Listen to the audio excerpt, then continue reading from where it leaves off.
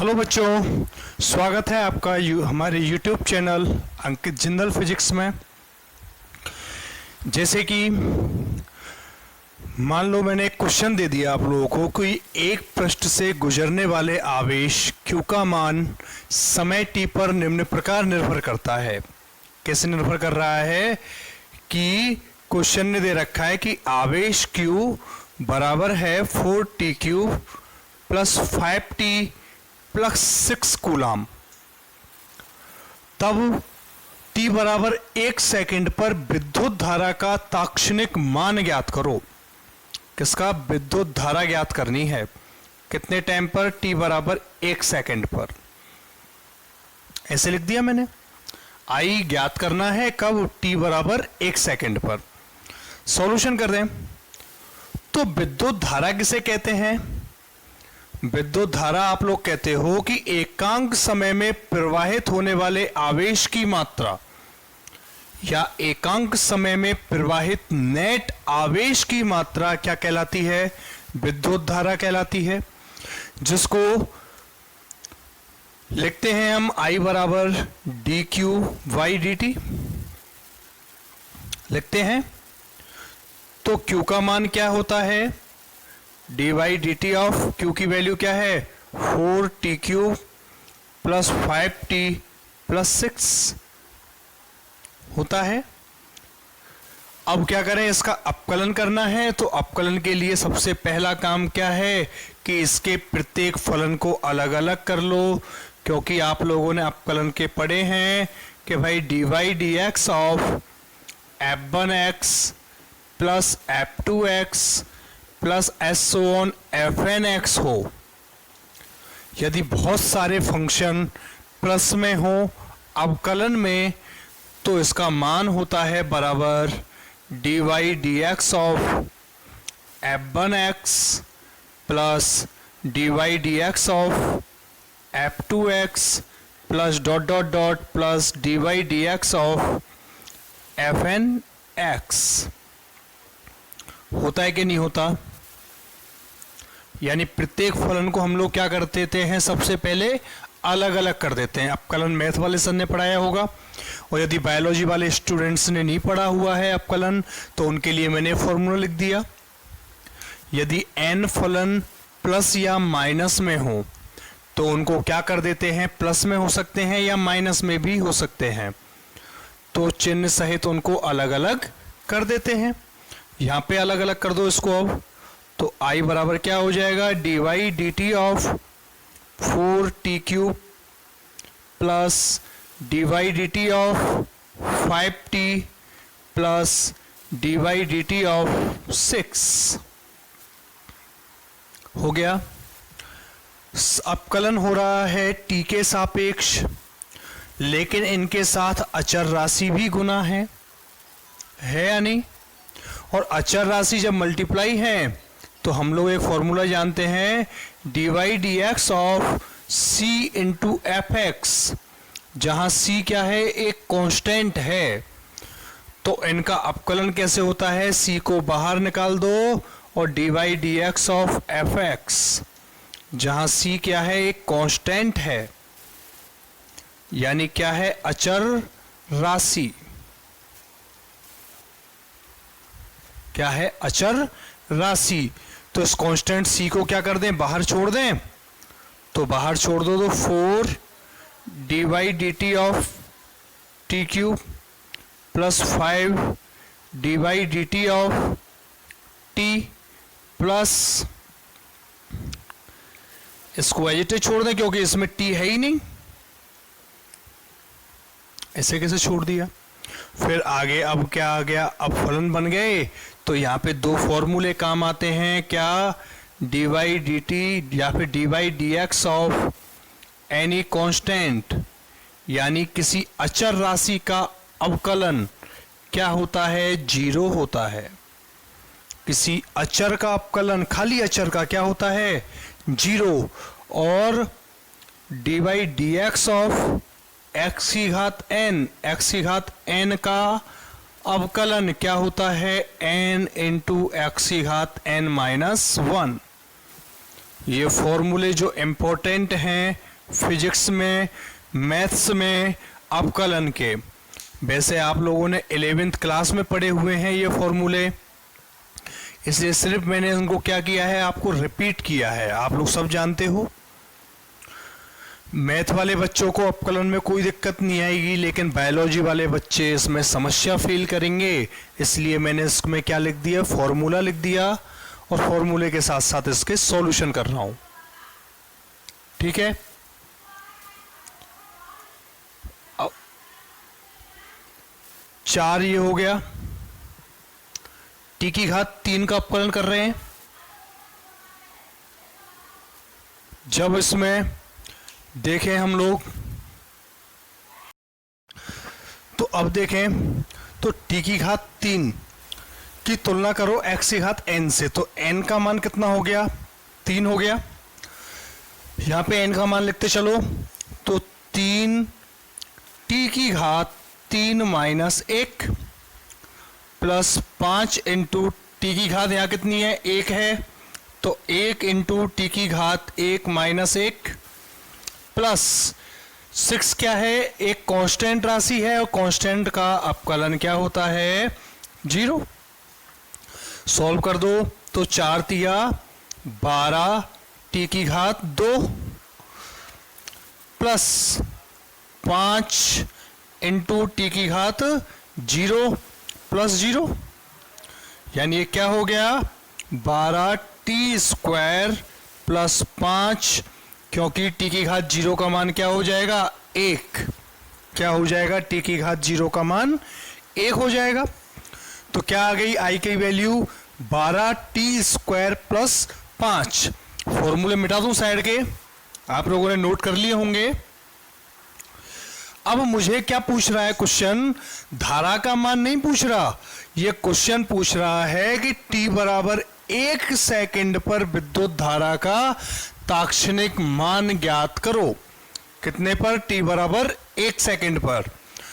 तो यदि t बराबर क्या है, 1 सेकंड है, तब धारा I बराबर क्या हो गई, 12, t की जगह कितना लिख दो, 1 लिखो, 12 इंटू 1 का स्क्वायर प्लस 5 बराबर क्या हो गया, 12 प्लस 5 बराबर क्या, 17 एम्पियर।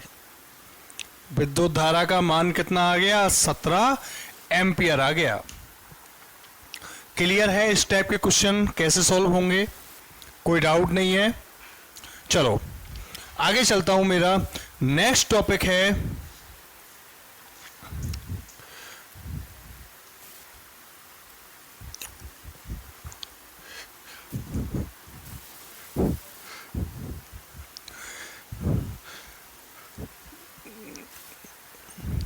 नेक्स्ट टॉपिक जो मेरा आता है इस चैप्टर का, वो इंपॉर्टेंट टॉपिक है प्रतिरोध एवं प्रतिरोधकता की ताप पर निर्भरता। प्रतिरोध और प्रतिरोधकता की मुझे किस पर निर्भरता बतानी है, ताप पर। कि भाई टेम्परेचर का मान यदि मैं बढ़ाऊं, तो टेम्परेचर बढ़ाने पर या ताप बढ़ाने पर प्रतिरोध के मान पर क्या प्रभाव पड़ता है, प्रतिरोधकता के मान पर क्या प्रभाव पड़ता है। मोस्टली ये टॉपिक जो है वो है प्रतिरोधकता के लिए। किसके लिए है, प्रतिरोधकता के लिए, क्योंकि प्रतिरोधकता 2 कारकों के ऊपर निर्भर करती है। किन किन के ऊपर, पहला जो कारक है वो पहला कारक है इसका पदार्थ की प्रकृति पर, और दूसरा निर्भर करती है किसके ऊपर, पदार्थ के ताप पर। ताप बढ़ाने पर प्रतिरोधकता के मान में परिवर्तन होते हैं। प्रतिरोधकता की मैं ताप पर निर्भरता बताऊं किसकी, पदार्थों की। और पदार्थ बहुत सारे प्रकार के होते हैं, चालक होते हैं, कुचालक होते हैं, अर्धचालक होते हैं, मिश्र धातुएं होती हैं। तो मैं सबसे पहला जो टॉपिक ले रहा हूं इसका, वो ले रहा हूं चालकों के लिए। किसके लिए बात कर रहे हैं हम लोग, सबसे पहले चालकों के लिए।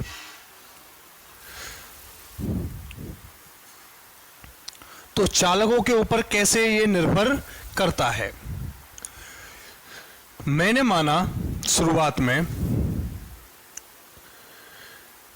कि T बराबर 0 डिग्री सेल्सियस टेम्परेचर पर, T बराबर 0 डिग्री सेल्सियस ताप पर प्रतिरोधकता का मान है रो जीरो।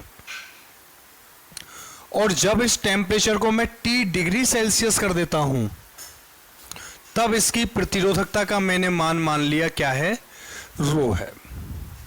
दो अलग अलग मैंने टेम्परेचर ले लिए।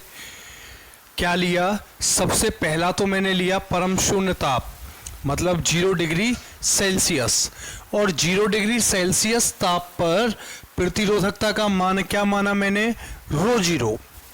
और जब टेम्परेचर को मैंने T डिग्री सेल्सियस कर दिया, तब प्रतिरोधकता मैंने क्या मान ली, रो मान ली। ठीक है यहां तक? तब प्रतिरोधकता में आने वाला परिवर्तन, क्या कह रहा हूं मैं, प्रतिरोधकता में आने वाला परिवर्तन, परिवर्तन का मेरा मतलब क्या है, रो माइनस रो जीरो। प्रतिरोधकता में परिवर्तन का मतलब क्या है, अंतिम अवस्था में प्रतिरोधकता माइनस प्रारंभिक अवस्था में प्रतिरोधकता। यही तो होता है परिवर्तन।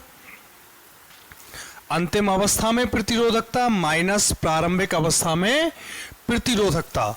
प्रतिरोधकताओं में आने वाला परिवर्तन समानुपाती होता है उसकी प्रारंभिक प्रतिरोधकता के। किसके समानुपाती होता है? उसकी प्रारंभिक प्रतिरोधकता के। और प्रतिरोधकता में आने वाला परिवर्तन समानुपाती होता है उसके ताप में परिवर्तन के। ताप में परिवर्तन क्या हो गया, T माइनस जीरो बराबर क्या रह गया, T। तो प्रतिरोधकताओं में आने वाला परिवर्तन, इसको मैं एक तरीके से ये नाम दे दूं, डेल रो। डेल रो दो कारकों के ऊपर निर्भर कर गया। पहला तो कर गया प्रारंभिक प्रतिरोधकता पर, और दूसरा कर गया उसके ताप में परिवर्तन पर। ठीक है, तो एक को डाल दिया समीकरण नंबर 1 और दूसरे को डाल दिया मैंने समीकरण नंबर 2। तो समीकरण 1 और 2 क्या कहेंगे? दोनों ही समीकरण बराबर हैं रो माइनस रो नॉट के। तो मैंने क्या कर दिया, इसको लिख दिया रो माइनस रो नॉट समानुपाती हो गया रो नॉट T के। दोनों ही इसके बराबर हैं। और समानुपाती का चिन्ह हटाते हैं तो एक अचर राशि आती है। अचर को मैंने नाम दे दिया एल्फा। क्या नाम दे दिया, एल्फा। जहां एल्फा क्या है, एल्फा एक समानुपाती स्थिरांक है जिसे हम लोग प्रतिरोध ताप गुणांक कहते हैं। जिसे क्या कहते हैं हम लोग, प्रतिरोध ताप गुणांक। एल्फा स्थिरांक है, यानी एक अचर राशि है। स्थिरांक का मतलब क्या हो गया, एक अचर राशि हो गया। ठीक है बच्चों, यहां तक आगे देखें हम लोग। तो इसको डाला समीकरण नंबर मैंने 3, इसी को आगे सॉल्व कर रहा हूं।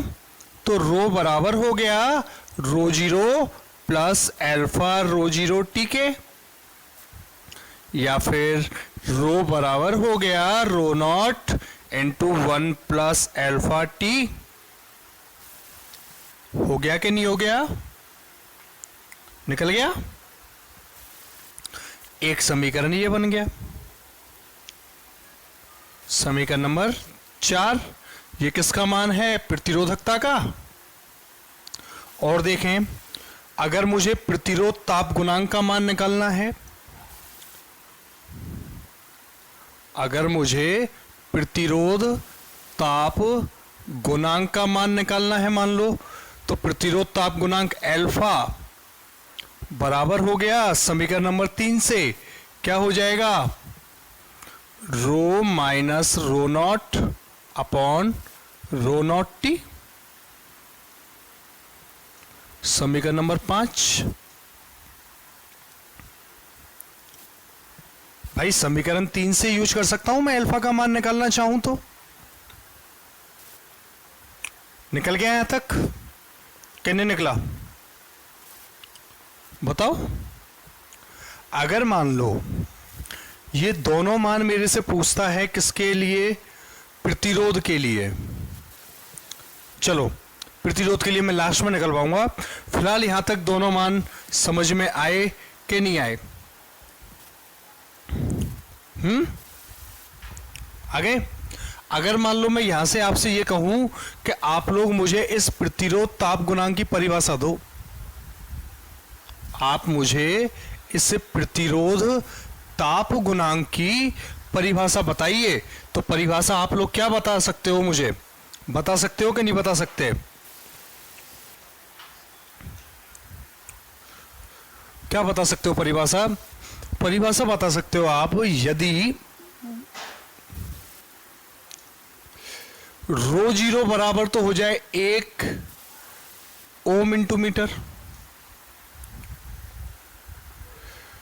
प्रारंभिक प्रतिरोधकता क्या हो, 1 ओम इंटू मीटर, और ताप में आने वाला परिवर्तन हो 1 डिग्री सेल्सियस। ताप में आने वाला परिवर्तन क्या हो, 1 डिग्री सेल्सियस हो, तो अल्फा बराबर क्या हो जाएगा, रो या फिर डेल रो, रो -1 बच जाएगा। भाई इसमें मान रखूं तो अल्फा बराबर क्या हो जाएगा, रो -1 अपॉन 1 इंटू 1, यानी अल्फा बराबर क्या हो जाएगा, रो -1, और रो -1 को मैं क्या लिख दूं, डेल रो लिख दूं, डेल रो। तो प्रतिरोध ताप गुणांक की परिभाषा क्या हो गई, प्रतिरोध ताप गुणांक की परिभाषा क्या बन गई मेरे पास, परिभाषा बन गई कि यदि पदार्थ की प्रारंभिक अवस्था में प्रतिरोधकता 1 ओम गुना मीटर तथा ताप में 1 डिग्री सेल्सियस की वृद्धि कर दी जाए, तो पदार्थ की प्रतिरोधकता में होने वाला परिवर्तन उसका प्रतिरोध ताप गुणांक कहलाता है। क्लियर है यहां तक या नहीं है? क्लियर है यहां तक या फिर नहीं है? मैंने क्या बोला है कि यदि प्रारंभिक अवस्था में प्रतिरोधकता 1 ओम गुना मीटर तथा ताप में परिवर्तन है, ध्यान रखना डेल टी है। क्यों है डेल टी? क्योंकि यहां पे शुरुआत में मैंने 0 माना था, तो t-0 बराबर टी निकाला है, तथा ताप में परिवर्तन 1 डिग्री सेल्सियस हो, तब प्रतिरोधकताओं में आने वाला परिवर्तन यानी डेल रो बराबर होता है उसके प्रतिरोध ताप गुणांक के। क्लियर है? 1 नंबर की परिभाषा पूछी जाती है, बहुत बार एग्जाम में आई हुई है कि प्रतिरोध ताप गुणांक किसे कहते हैं। आप लोग निकाल दोगे मेरे बच्चे आराम से प्रतिरोध ताप गुणांक की परिभाषा।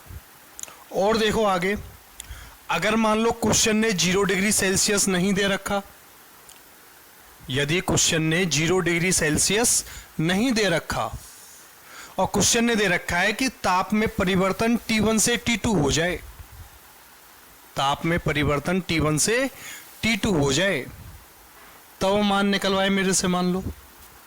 तो देखो भाई, ताप T1 पर प्रतिरोधकता क्या होगी,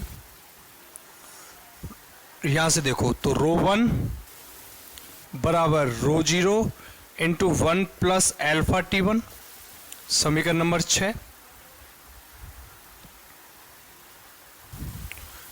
ताप T2 पर प्रतिरोधकता रो 2 बराबर रो 0 इंटू 1 प्लस अल्फा T2, समीकरण नंबर 7। यदि ताप में परिवर्तन T1 से T2 हो, यदि ताप में परिवर्तन T1 से T2 हो जाए मान लो, तो यही तो तरीका होगा। ρ1 निकाल दिया T1 ताप पर और T2 पर मैंने ρ2 निकाल दिया। अब बताओ भाई किसके सापेक्ष? परम शून्य ताप के सापेक्ष, यानी 0 डिग्री सेल्सियस ताप के सापेक्ष। निकल गया। अब देखो आगे, अगर मैं समीकरण 6 और समीकरण 7 का अनुपात निकाल दूं, 6 में 7 का भाग दूं, तो क्या हो जाएगा? ρ1 बटे ρ2 बराबर ρ0 into 1 plus alpha T1 upon ρ0 into 1 plus alpha T2। ρ0 से ρ0 कट गया, बज्जर गुना करो तो क्या हो जाएगा? ρ1 इंटू 1 प्लस एल्फा T2 बराबर ρ2 इंटू 1 प्लस एल्फा T1, या फिर ρ1 प्लस एल्फा ρ1 T2 बराबर ρ2 प्लस एल्फा ρ2 T1। हो गया यहां तक या नहीं हुआ? आगे इसको इधर ले आया मैं अल्फा को, और ρ1 को उधर ले गया, तो ये क्या हो गया? Alpha ρ1 T2 minus alpha ρ2 T1 बराबर ρ2 माइनस ρ1। हो गया कि नहीं हो गया? एल्फा यहां से कॉमन निकाल दिया मैंने, तो ρ1 T2 माइनस ρ2 T1 बराबर ρ2 माइनस ρ1। देन एल्फा बराबर क्या होगा? एल्फा बराबर हो जाएगा क्या? ρ2 minus ρ1 upon ρ1 T2 minus ρ2 T1। तो ये क्या आ गया? ये भी क्या आ गया? प्रतिरोध ताप गुणांक का मान। कब? जब टेम्परेचर में परिवर्तन, ताप में परिवर्तन T1 और T2 के रूप में हो। तो मुझे कुछ नहीं करना होता, इनके क्वेश्चन पूछे जाते हैं न्यूमेरिकल।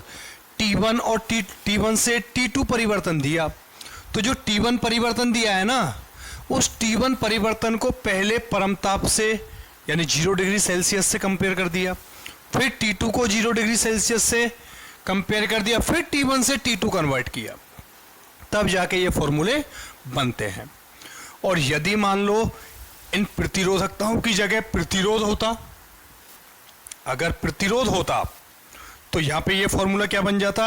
ये बन जाता R बराबर R0 1 प्लस एल्फा T। ये फॉर्मूला क्या बन जाता? एल्फा बराबर R minus R0 upon R0T। और ये फॉर्मूला क्या बन जाता?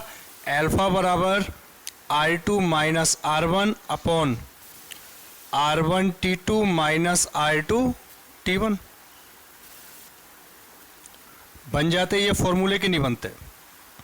समीकरण नंबर 9, 10 और 11 क्यों बन जाता? क्योंकि मैं जानता हूं कि R बराबर होता है रो एल अपॉन ए। होता है कि नहीं होता? दूसरे पेन से लिख दूं ताकि आप लोग डिस्टर्ब नहीं हो। R बराबर होता है क्या? रो एल अपॉन ए। यदि L बराबर 1 मीटर हो और A बराबर हो 1 मीटर स्क्वायर, तो R बराबर क्या हो जाता था? रो हो जाता था कि नहीं होता? तो रो R के बराबर हो जाता है कब? जब लंबाई और अनुप्रस्थ काटीय क्षेत्रफल एक हो। जब लंबाई और अनुप्रस्थ काटीय क्षेत्रफल कितने हो? एक हो, तो क्या हो जाता है? R बराबर रो हो जाता है। तो मैंने क्या कर दिया? रो को R से रिप्लेस करके मान निकाल दिए। तो हम लोग क्या करते हैं कि भाई प्रतिरोध ताप गुणांक के मान निकाल देते हैं अलग अलग तरीके से। ठीक है, कोई प्रॉब्लम नहीं आई। यहां पे आप लोग ध्यान रखोगे कि ये T क्या है? ताप में परिवर्तन है। मैं लिख देता हूं इसको। ये T क्या है? यहां पे ताप में परिवर्तन। और ताप में परिवर्तन किसके सापेक्ष? परम शून्य ताप 0 डिग्री सेल्सियस के सापेक्ष। Is that clear? कोई डाउट नहीं किसी बच्चे को मेरे को यहां तक? ठीक है। अब जो इनकी निर्भरता है किसकी? चालकों की, कुचालकों की, अर्धचालकों की और मिश्र धातुओं की, वो मैं आपको बताऊंगा नेक्स्ट वीडियो में। तब तक आप लोग इसको कंप्लीट करोगे और कोई डाउट हो तो आप लोग मुझे कमेंट बॉक्स में कमेंट करोगे। इस बार इसका स्क्रीनशॉट ले लो। मिलते हैं नेक्स्ट वीडियो में, तब तक okay, goodbye, thank you, take care.